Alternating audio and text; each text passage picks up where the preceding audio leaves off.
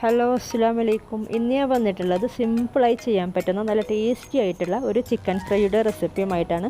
ഇത് ഞാൻ കുറേ വർഷങ്ങളായിട്ട് ട്രൈ ചെയ്യുന്ന റെസിപ്പിയാണ് കേട്ടോ. കുറേ വെറൈറ്റി ട്രൈ ചെയ്തിട്ടുണ്ടെങ്കിലും ഇതിലൊരു ചേഞ്ചസും വരുത്താത്ത എല്ലാവർക്കും ഇഷ്ടപ്പെട്ട ഒരു ചിക്കൻ ഫ്രൈ ആണ്.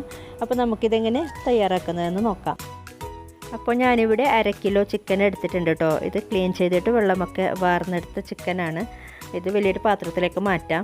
ഇനി ഇതിലേക്ക് 1/2 കപ്പ് റെഡ് ചില്ലി പേസ്റ്റ്, നമ്മുടെ മുളക് അരച്ചത്, അത് ചേർത്ത് കൊടുക്കുക.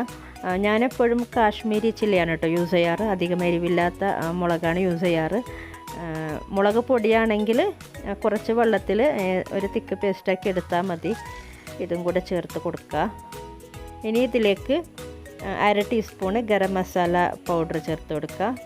പിന്നെ 1 table spoon ginger garlic paste കേട്ടോ, അതും കൂടെ ചേർത്ത് കൊടുക്കുക. പിന്നെ കുറച്ച് മഞ്ഞൾപ്പൊടിയും പിന്നെ ആവശ്യത്തിന് ഉപ്പും, ഇത്ര മാത്രമേ വേണ്ടുള്ളൂ. ഇത് ഒന്ന് നല്ലോണം മിക്സ് ചെയ്തെടുക്കുക. നന്നായി മിക്സ് ചെയ്ത ശേഷം ഒരു 15 മിനിറ്റ് മാറ്റി വെച്ചിട്ട് ഫ്രൈ ചെയ്തെടുത്താൽ മതി കേട്ടോ.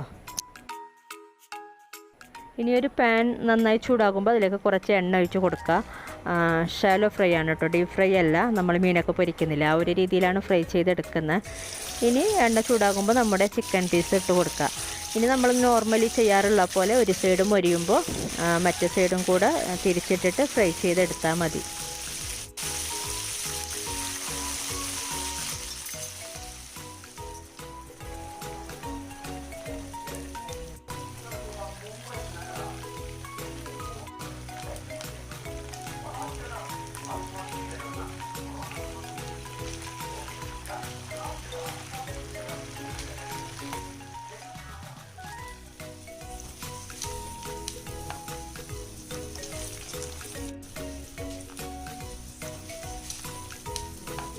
അപ്പോൾ നമ്മുടെ അടിപൊളിയായിട്ടുള്ള ചിക്കൻ ഫ്രൈ റെഡി ആയിട്ടുണ്ട്.